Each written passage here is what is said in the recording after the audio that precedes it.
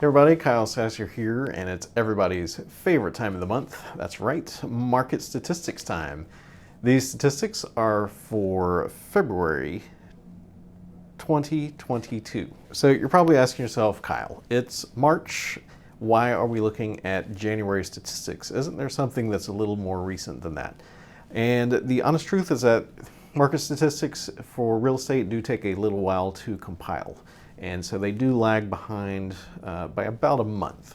So in February, end of February, we get the January numbers. End of March, we're going to get the February numbers. Other thing to know about these statistics is that they are year over year, not month to month, meaning that we are looking at January 2022 compared to January 2021. The reason why is because during the course of a year, there's a natural ebb and flow to the real estate cycle. So, for instance, whenever school is opening up or closing down, there is usually fewer houses for sale on the market.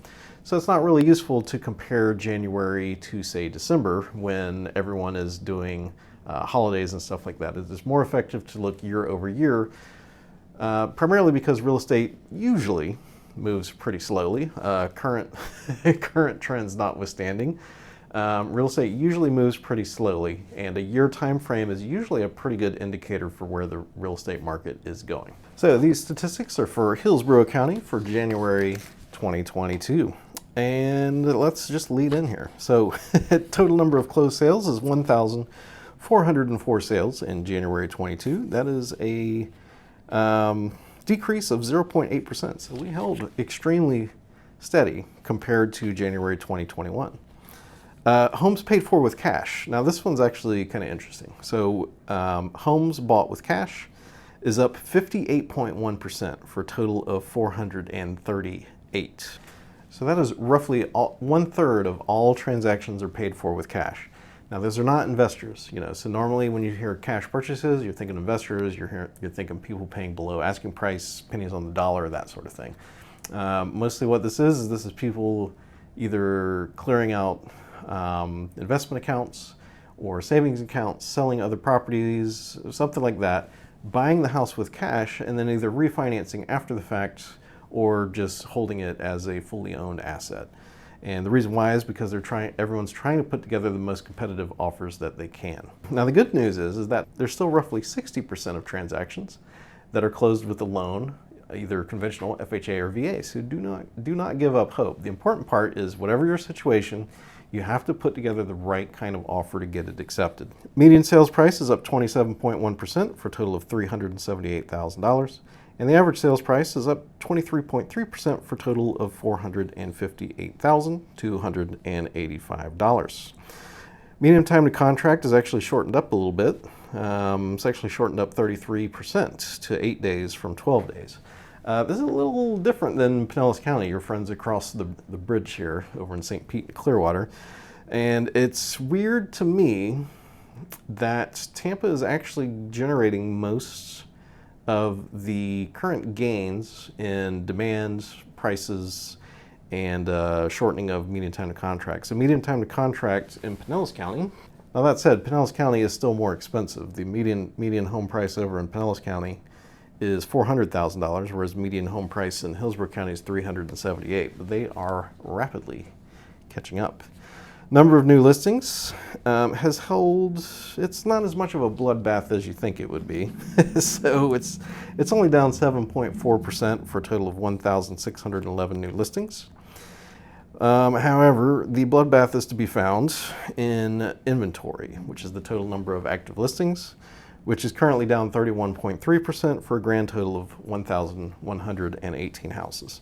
So that means that demand has held, so just to recap those real quick, demand has held relatively steady at 1,400 homes, while homes that have actually been put up for sale only totaled 1,118. So we are still at a net loss so far as total inventory. We had a few months between like October and December where we actually added a few more homes, and I was hopeful that was indicating a shift in the market and a lightening of demands so that it would be a little bit easier to find a house and things would calm down a little bit. And unfortunately, all of that has completely blown out the window.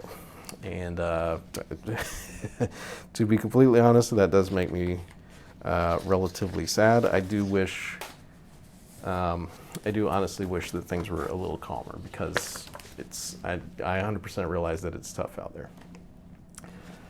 Now, I do like to break this down by price point, because a $1 million house sells in a little bit different time frame than a $300,000 house.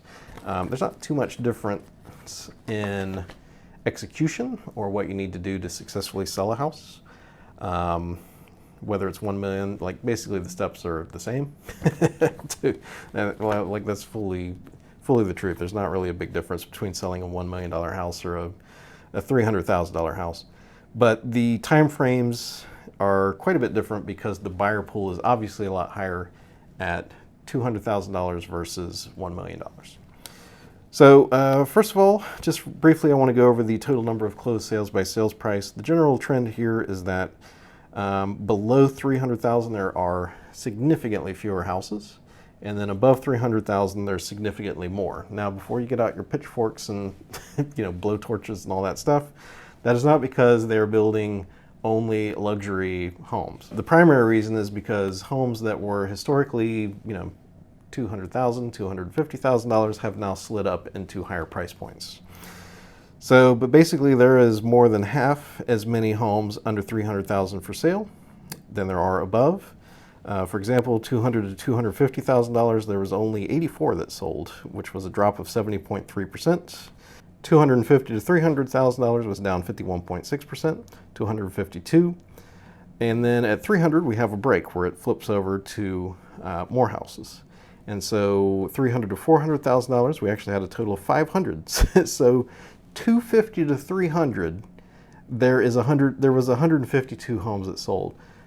$300,000 to $400,000, there was 500 houses that sold in Hillsborough County. So that is 3 times as many homes have sold in that 300 or 300 to 400 mark, which is an increase of 43.7%. $400,000 to $600,000 is up 74.3% for a total of 38, and $600,000 to $1 million is up 96.6% for a total of 175. If we look at the number of new listings, that trend holds true still.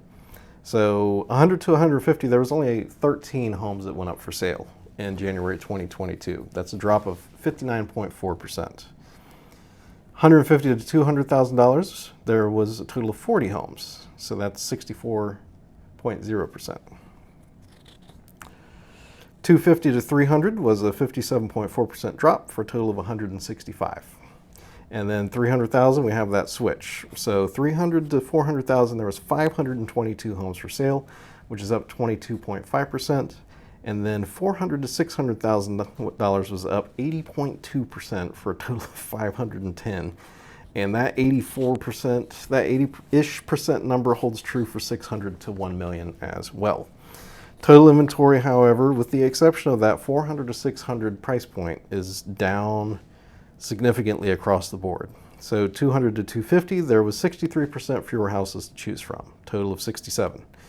$150,000 to $200,000, there was 75.4% fewer, which was a total of 31.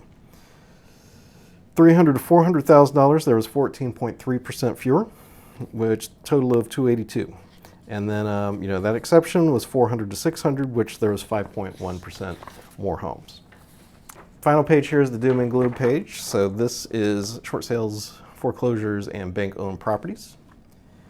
And so there was some expectation once the moratorium on foreclosures and evictions was lifted that we would see this flood of foreclosed properties, and that supply would overwhelm the market, and we would see supply ramp up and prices basically hold and then diminish. And that is just not happening at all.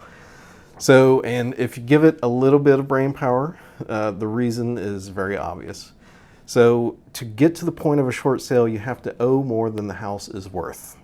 And if you get to a foreclosure, that means that you cannot afford to pay for your mortgage. And then the bank forecloses on you and takes your house, sell it. The thing is if you put your house up for sale, even if you just bought your house like a few months ago, you are still going to clear like $20, $30, $50,000 over that purchase price.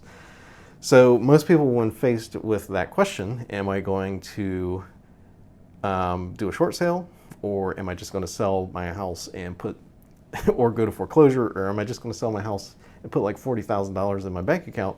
Most people are going to elect to sell the house.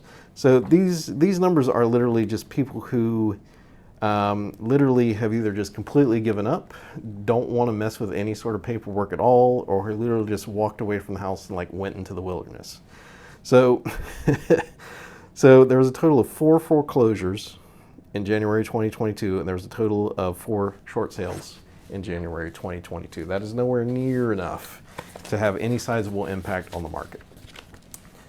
Typical market, like for example, a few years ago, we had anywhere between like 30 and 60 foreclosures going on at any point in time. All right, so let's wrap this up with a bow here. What are we looking at? So primarily, it's hard to buy a house right now. Some people I've been talking to with listing agents, been looking at some houses, and listing agents have been telling me they literally have like 30 to 40 offers on their house. So if you're looking to buy a house right now, it is not impossible. But it is critical that you put together very aggressive offers and that you have a firm grasp of what the market is doing. Honestly, I am pulling daily stats again just to keep a pulse on the market, because things are moving that fast.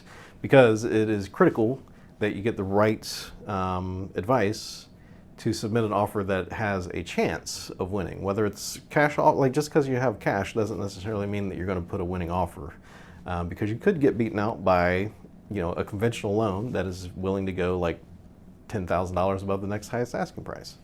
It is very stressful is the word to describe it for all parties involved, to be honest. Now, how long is it going to last? Again, there's nothing in the statistics that indicate that there's any slowdown going on currently, and that's the monthly statistics as well as the dailies that I am pulling. There's been a little fluctuation. We actually had a really low spot a couple weeks ago. Like the second to last week of February was probably the lowest I'd seen. We were down to 400 total houses-ish, like 430.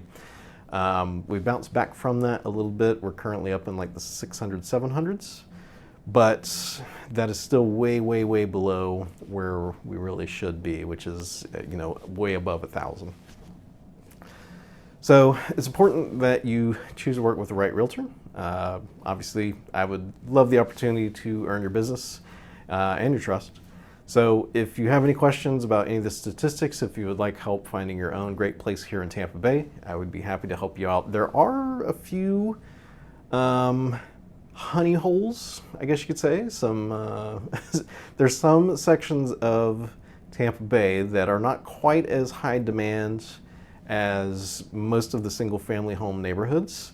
So if you are open to alternatives, it is still possible to negotiate traditionally, where you are countering back and forth and actually, I know this is blasphemy in the real estate office here currently, but actually ending up below market or below asking price. Like, I still do it successfully.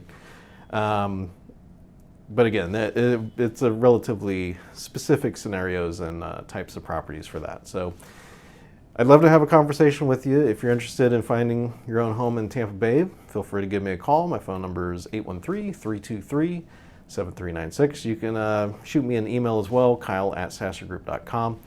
Other than that, leave me a comment down below what you think about the current real estate market. I kind of shared a little bit of my views in there with you. Like I said, I do seriously wish that we had more houses available and that things were a little bit calmer, because no one really likes the current pace that things are at. Even sellers are stressed out.